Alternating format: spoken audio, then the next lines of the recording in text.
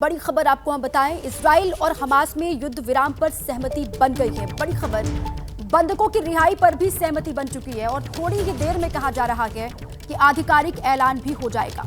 Israel और Hamas में cease fire पर सहमति बन गई है। ट्रंप की ओर से भी ये कहा गया। इजराइल और गजा में लोग जश्न मना रहे हैं, ये जानकारी सामने आ रही है।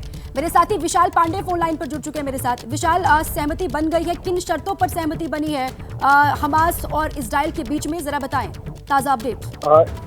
दीपा, देखिए, इजराइल और हमास के बीच में युद्ध विराम को लेकर सहमति बनी है। हालांकि आधिकारिक ऐलान अभी होना बाकी है। थोड़ी देर में कतर के विदेश मंत्री की तरफ से कॉन्फ्रेंस कर इसका आधिकारिक ऐलान किया जाएगा। लेकिन डोनाल्ड ट्रंप ने अपने सोशल मीडिया साइट पर इस बात की पुष्टि कर दी है कि इजराइल और हमास के बीच में युद्ध विराम हो चुका है और इसका क्रेडिट वो नवंबर में अपनी जीत को बता रहे हैं।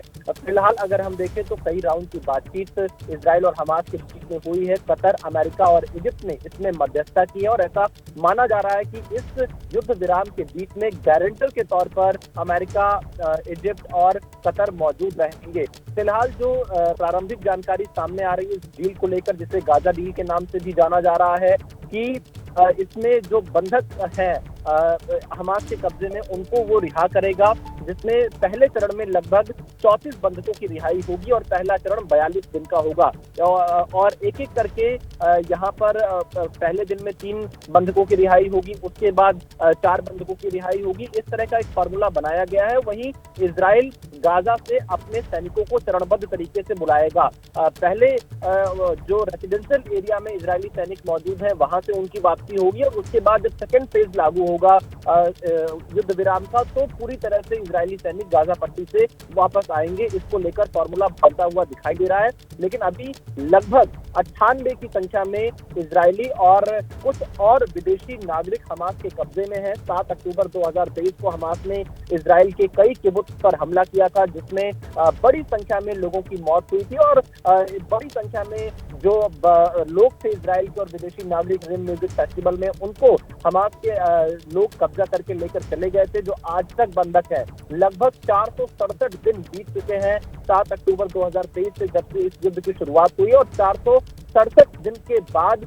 जाकर युद्ध विराम पर सहमति बनी है। हालांकि पूरी शर्तें क्या है, किन किन चीजों का ख्याल रखना होगा, इसके लिए अभी और आधिकारिक जानकारी का इंतजार करना होगा। लेकिन जो सूत्रों के हवाले से जानकारी मिल रही है कि इजराइल की सेना फिलाडेल्फी कॉरिडोर में मौजूद रहेगी और 42 दिन में पहले चरण में जो 800 मीटर का एक बफर जोन भी बनाया जाएगा इस इलाके में। और ऐसा जानकारी ये भी आ रही है कि इजराइल 1000 फिलिस्तीनी कैदियों को रिहा करेगा और इसके बदले में हमास उनके बंधकों की रिहाई करेगा।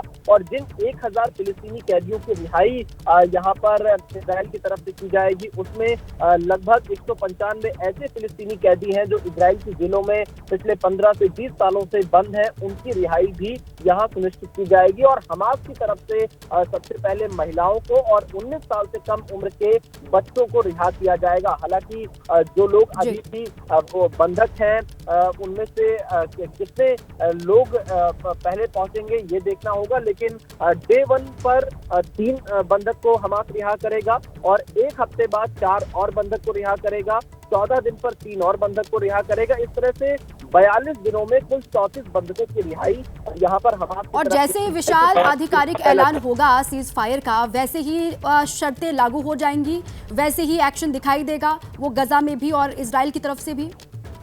देखिए, बिल्कुल, क्योंकि डोनाल्ड ट्रंप साफ तौर से अपनी पोस्ट में लिख चुके हैं कि नई शुरुआत है, शांति की शुरुआत है और उन्हें उम्मीद है कि गाजा में एक बार फिर से आतंकी पनपेंगे नहीं। ये लाइन डोनाल्ड ट्रंप ने अपने सोशल मीडिया पोस्ट में लिखा है। लेकिन यहाँ पर जो ये शर्तों की बात की जा रही है, ये अब से लगभग 2-3 दिन बाद शुरू हो जाएंगी। अभी हमने थोड़ी देर पहले देखा है इजराइल के राष्ट्रपति ने रेड क्रॉस इंटरनेशनल सोसाइटी के अध्यक्ष के साथ में मुलाकात की है और इस बात पर चर्चा की है कैसे जो हमास के कब्जे में बंधक हैं उनको सुरक्षित वापस लाया जाए। और इसके साथ ही यहाँ पर हमास ने भी कतर की मौजूदगी में, अमेरिकी अधिकारियों की मौजूदगी में और इजिप्ट के अधिकारियों की मौजूदगी में इस बात को स्वीकार किया है कि वो बंधकों को रिहा करेंगे, लेकिन उसके बदले में फिलिस्तीनी जो नागरिक इजराइल की जेलों में बंद हैं उन्हें रिहा करना पड़ेगा और इजराइल की सेना को वापस जाना होगा। राफा जो क्रॉसिंग है गाजा और इजराइल के बीच में, राफा क्रॉसिंग को दोबारा ऑपरेशनल करना होगा और शायद, हालांकि अभी इसकी पुष्टि नहीं हो पा रही है। राफा क्रॉसिंग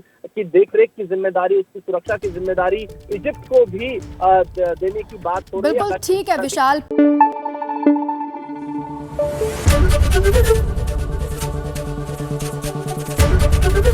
एबीपी न्यूज आपको रखे आगे।